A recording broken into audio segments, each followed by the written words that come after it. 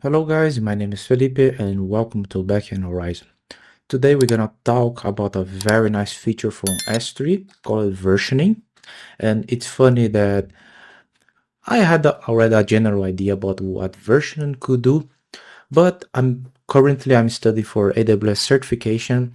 And during my studies, I found out that versioning is a pre-requirement for a lot of other features that S3 offers.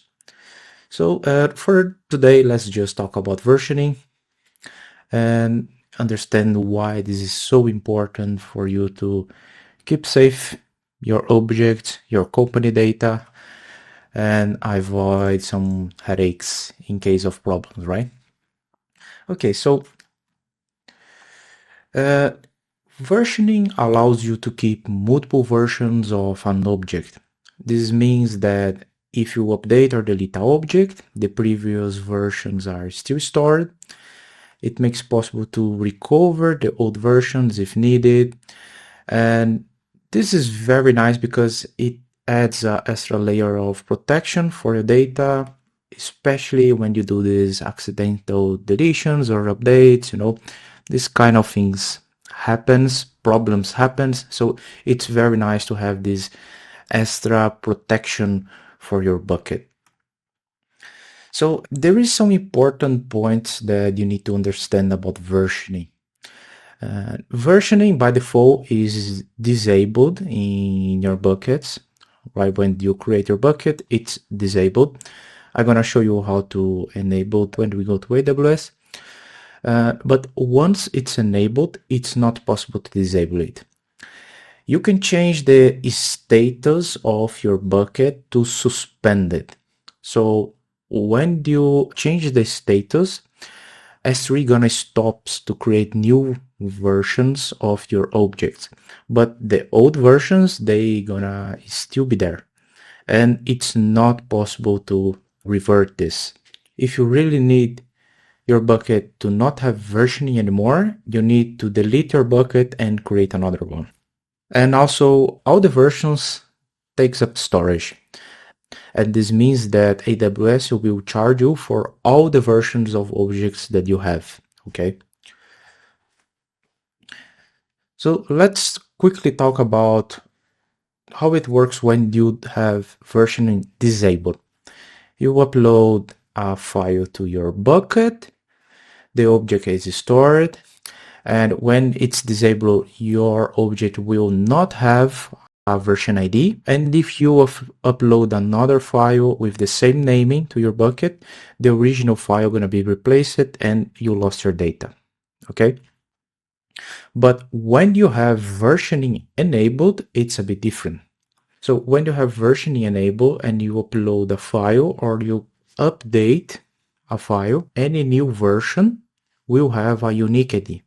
If you upload a new version of the same object with the same naming, S3 assigns a new version ID to the modifier object. So this means that you can retrieve, you can delete, you can manage the specific versions by referring to their unique ID. It's like a Git. You will have all the history with all the modifications that you did. When version is enabled and you do a deletion of a file, objects are not really deleted in a traditional way, not literally deleted. Instead, what happens is that they are marked as deleted and they're hidden. So if you delete an object without specifying the version ID, S3 adds a deletion mark to the file and the object seems deleted, but again, the version is gonna still be there. If you delete an object specifying a version ID, will perform a permanent deletion of your file. So in order to really delete the file from a bucket, you need to use the version ID. Okay guys, so let's create some buckets and see how versioning works. We're gonna start creating one bucket that doesn't have versioning enabled. So here in S3, let's create a new bucket. My bucket is gonna call travel pics. And I don't know if you know, but buckets needs to be unique in their names. So I will append some random numbers here just to make sure that it's unique. If we scroll down, we can see the bucketed versioning option. As I said, by default, it's disabled. For now, let's keep like this. Create bucket. And we have our bucket created. So for now, I'm gonna upload one picture from Amsterdam. Okay.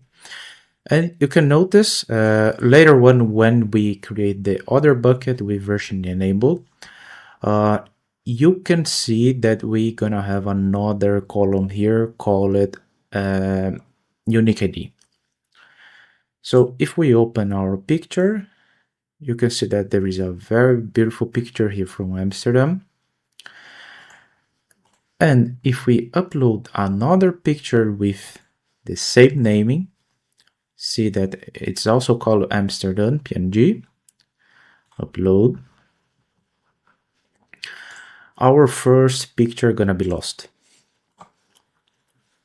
See, another picture from Amsterdam, very beautiful by the way. And well, that's the scenario that I mentioned before. Without versioning, if you override your file, your object with another one with the same naming, your data is lost. That's why versioning is important. So for now, let's delete this file.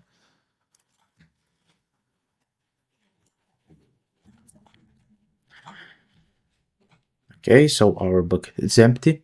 And what I'm gonna do is go to properties and we're gonna enable versioning in this bucket. Enable.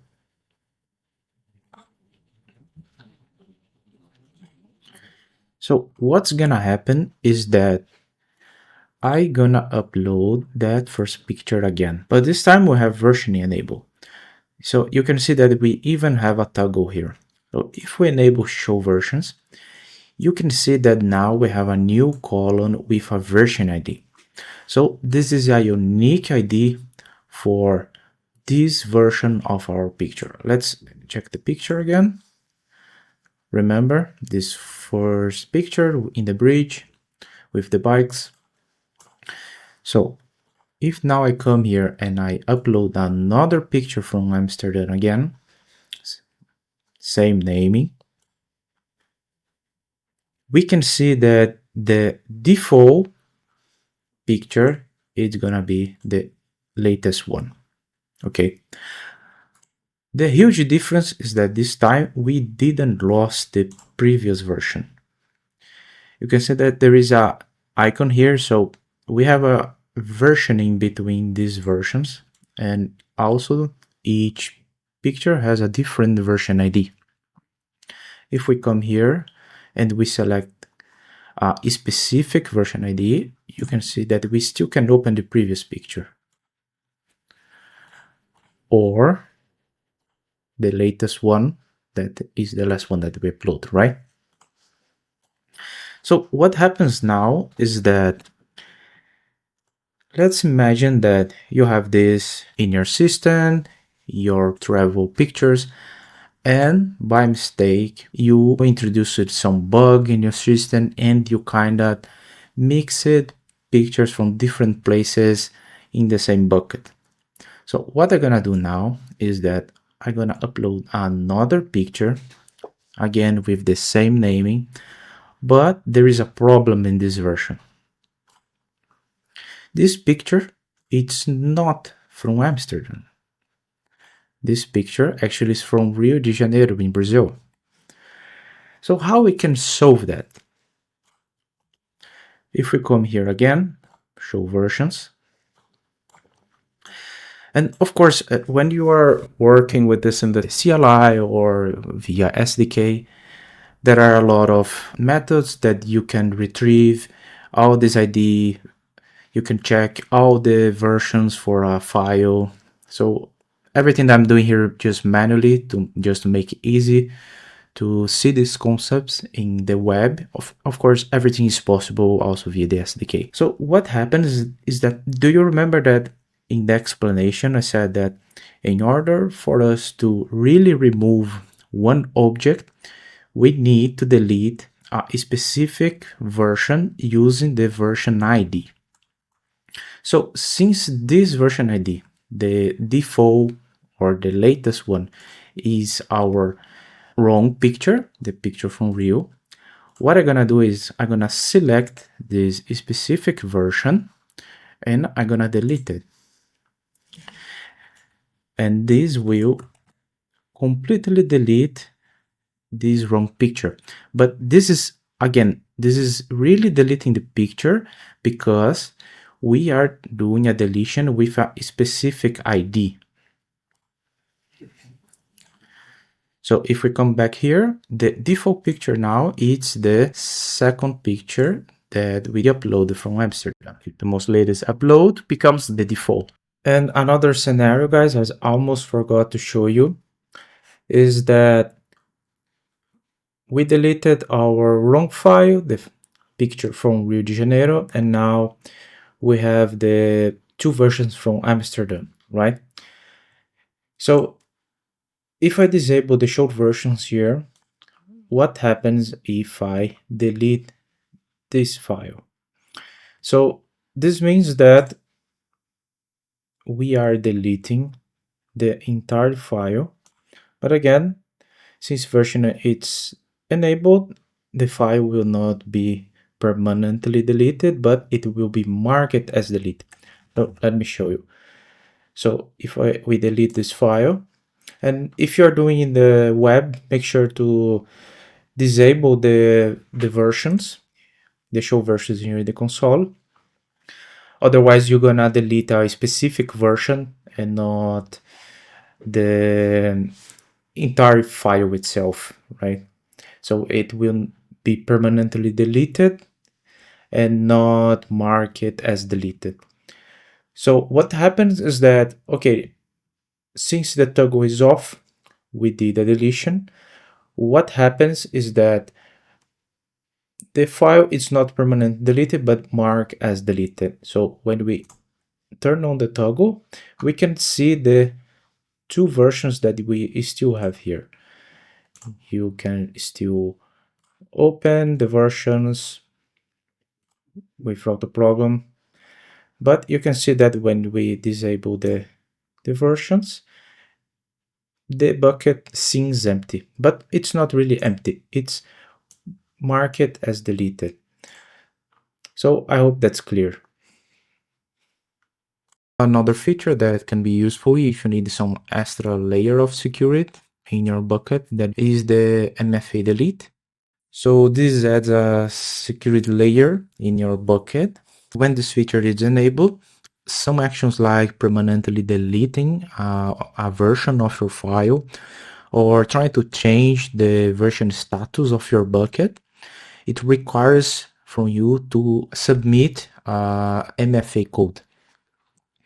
So it's a two-factor authentication process, right? Like when you use two-factor codes to authenticating some site, it's exactly the same here. You need to provide a code in order to make a change. This is totally optional. S3 versioning doesn't require this feature to be on, but if you are dealing with something very sensitive and you want to add this extra security layer in your project, in your bucket, you can do it. Well, guys, I think that's it for today. If you like the video, please subscribe to the channel and leave a like. It helps me a lot. And I guess see you in the next one. Thank you.